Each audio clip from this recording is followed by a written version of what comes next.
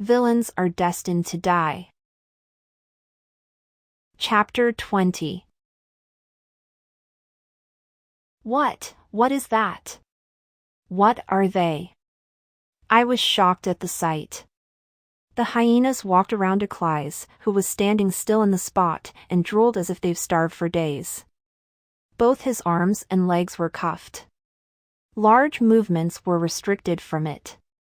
A small wooden sword was all that was given to him.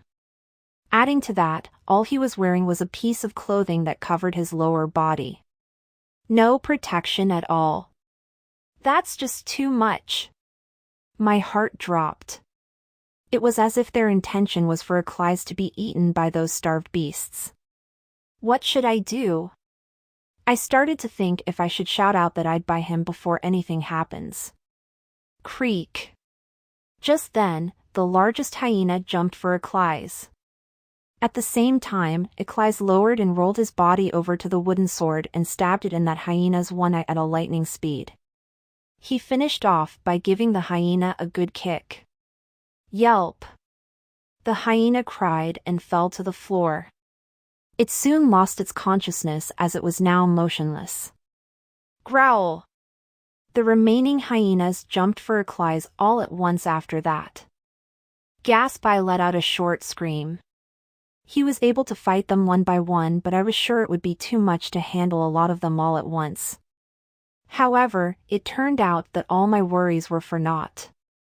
Eclise dodged hyena's sharp claws and teeth with his restricted movements and fought them off. With just a wooden sword. 2 more hyenas were down in seconds. Only 2 were remaining. One hyena aimed for Eclise's back when he was busy fighting the one in front of him. Eclise twisted the neck of the hyena he was fighting and quickly turned around to face the other one. Yelp. Then he stabbed the hyena in its stomach.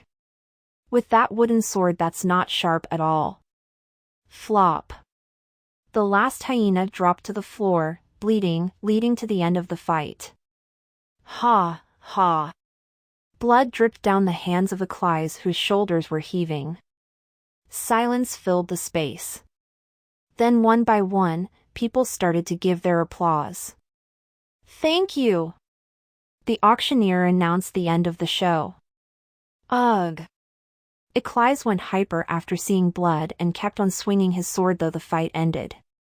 He swung his sword dangerously at the people approaching him to restrain him, but he flinched as he fell unconscious before he was able to strike them. Then, he was dragged off the stage. It seemed like they attached something to him, probably to prevent the slaves from acting out.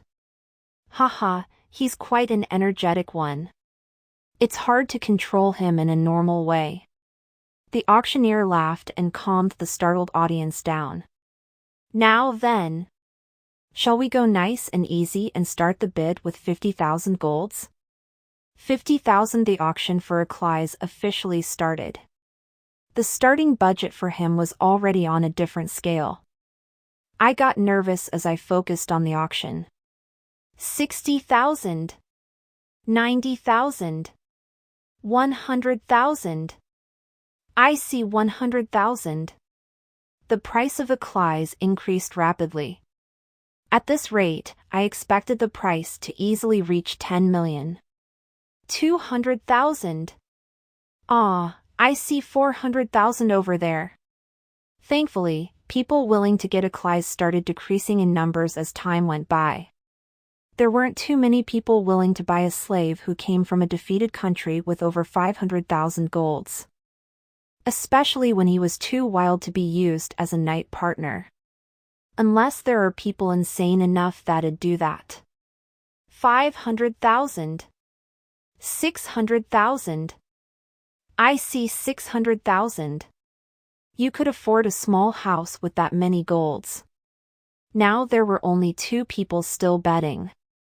I couldn't see their face because of their mask, but I could tell that one was an old woman with wrinkles all over her neck while the other was a fat man. Their keenly half-closed eyes sparked in greed. I could tell the reason why they wanted Eclise from that. 900,000.